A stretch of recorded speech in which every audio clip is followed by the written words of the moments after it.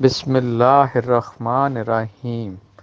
NAB افسر بڑے fraud کرتے ہیں، 2 ماہ کا کام 3 سال لگا دیے، چیئرمین خاموش۔ Chief justice of Pakistan.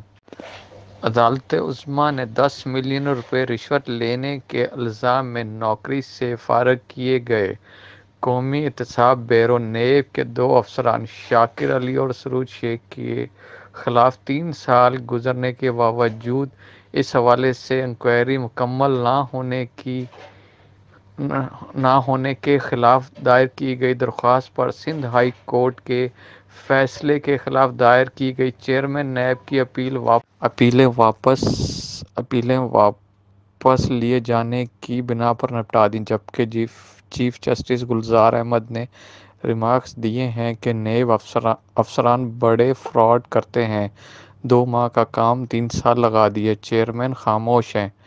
2018 سے یہ معاملہ چل رہا ہے، لیکن ابھی تک انکوائری بھی مکمل نہیں کی گئی۔ نیب افسران کو ادارہ چلانا ہی نہیں آتا۔ نیب میں موجود ایسے افسر بڑے فراڈ کر رہے ہیں اور چیئرمین نیب خاموش ہیں۔